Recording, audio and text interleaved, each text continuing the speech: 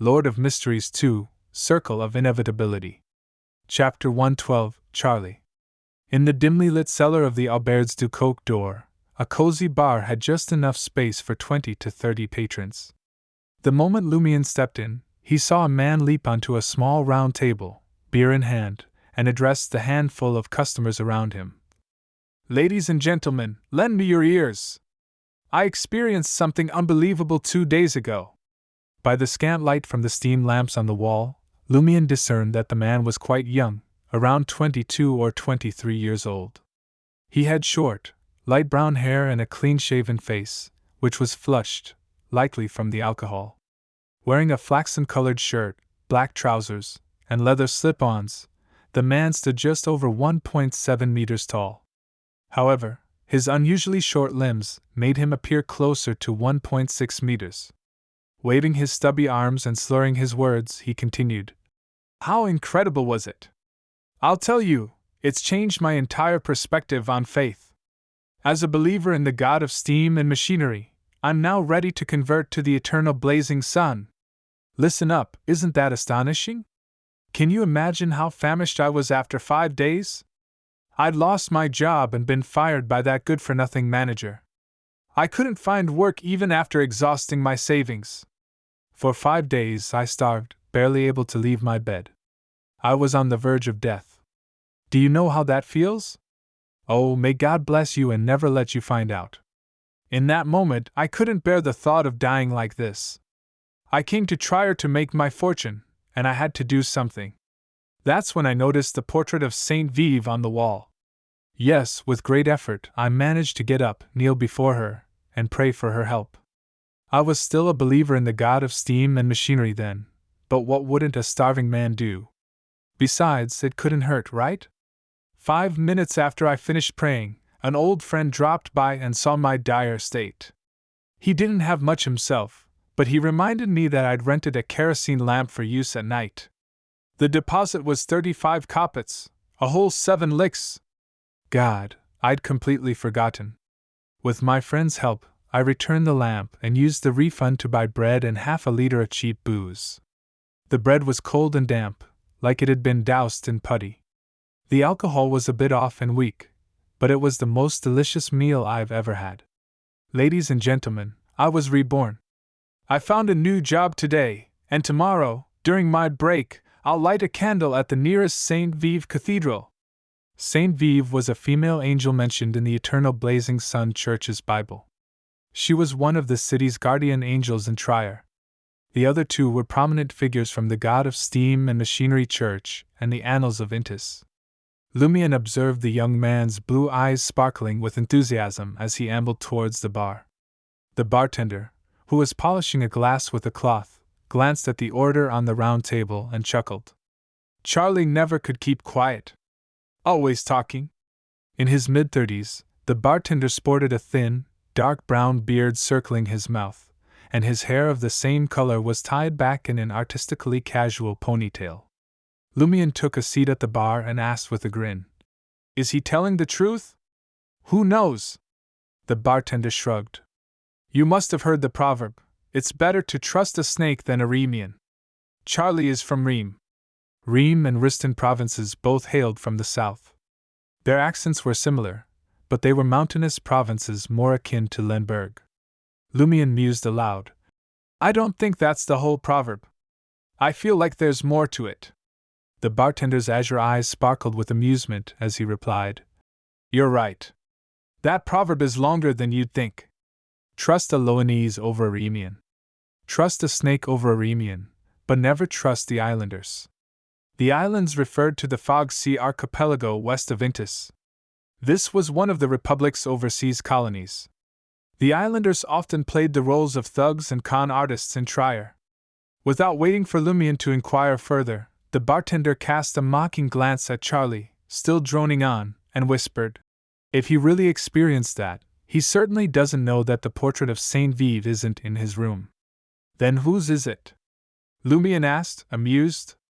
The bartender struggled to suppress his laughter. "Charlie lives in room 504. The previous tenant frequented the Quartier de la Princesse Rouge's Rue de la Muraille. The image in the room was of one of Trier's most famous prostitutes a few years back, Susanna Matisse. Just think. Charlie believes he's praying to an angel for help, but he's actually praying to a prostitute. He even feels lucky to have escaped hunger and landed a new job. How ironic! Indeed, Lumian concurred. It was a scene beyond his wildest imagination. Reality was sometimes stranger than fiction. He then added, as long as it works. The bartender didn't pursue the topic further and inquired, what can I get you? A glass of fennel absinthe.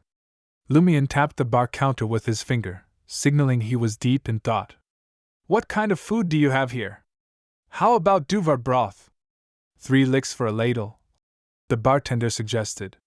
3 licks equaled 15 kopecks, 0.15 Valdor. Lumian appeared intrigued. What's Duvar broth? The bartender casually explained. A restaurant owner, Duvar, invented it. He simmered meat, sauerkraut, and turnips together to create a hearty broth. Finally, he added cheese and bread crumbs. Just 1 serving can fill your stomach, and it tastes pretty good. As a result, Duvar is now wealthy and has relocated to Quartier de la Maison d'Opéra. Lumian was currently in Le Marché du Quartier du Gentleman, also known as the Market District, situated on the south bank of the Srenzo River, home to numerous slums. Quartier de la Maison d'Opéra was on the north bank of the Srenzo River, near Avenue du Boulevard, one of the Republic's core areas. Trier's city walls encompassed a total of 20 quartiers. Sounds good. Lumian nodded with a smile. I'll have one. Though he could restore his physical state by 6 a.m. and not worry about hunger, eating was one of the few things that made him feel alive. The bartender nodded and asked, Little mummy or somersault? What? Lumian didn't hide his confusion. Unfazed, the bartender calmly explained. That's common slang in Trier bars, cafes, and beer houses. Little mummy means a small shot of fennel absinthe. Somersault is a double shot. Red tomato has pomegranate juice added, and with mint, it's called parrot. There are plenty more like that. Friend, you still have much to learn in Trier.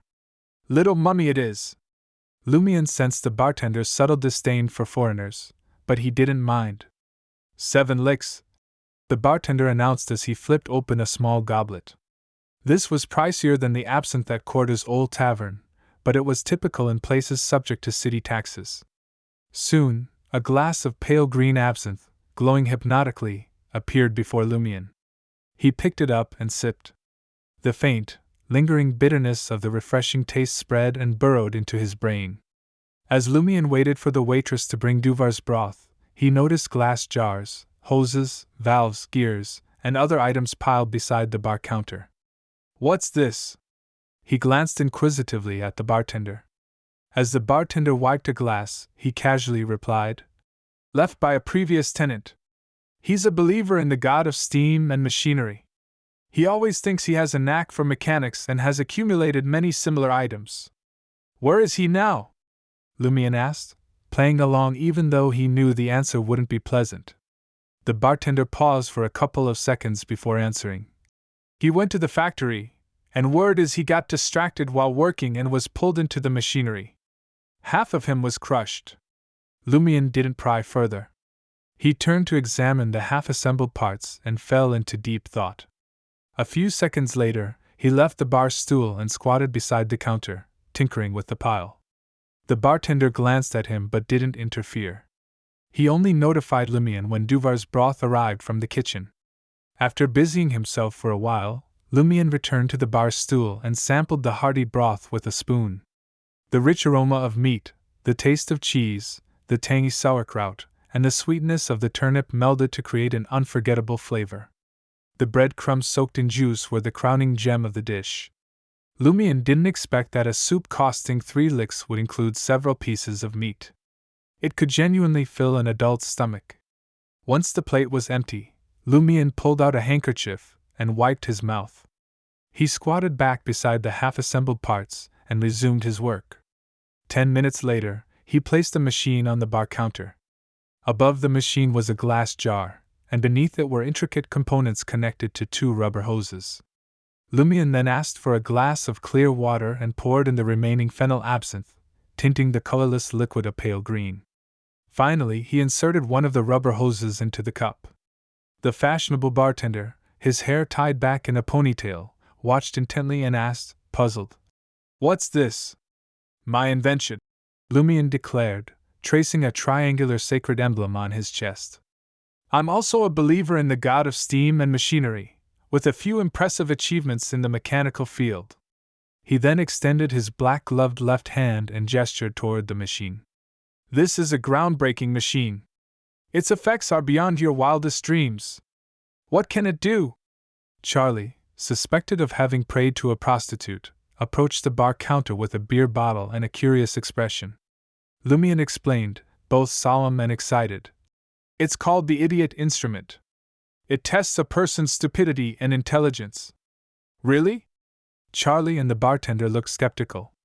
Lumion detailed his idea. "It's easy to use. Blow into the tube until the liquid in the cup rises into the glass jar and forms bubbles. By observing these bubbles, we can determine the corresponding stupidity or intelligence index." Intrigued, Charlie said after observing Lumion. "Fascinating. Just as I'd expect from a believer in the god of steam and machinery." He picked up the exposed rubber hose and blew into it. The light green liquid in the cup flowed through the interconnected gears, valves, and other components, rising into the glass jar above and forming a small bubble. "What does it say?" Charlie asked, eager for the result. Lumion's mouth curved into a sly smile. "My friend, the principles of this machine are quite simple. When you believe me enough to actually produce a bubble with it, that's when you prove you're a dumb idiot." Charlie's expression froze, his eyes burning with anger. The bartender beside him laughed. "Excellent prank," he exclaimed, genuinely impressed.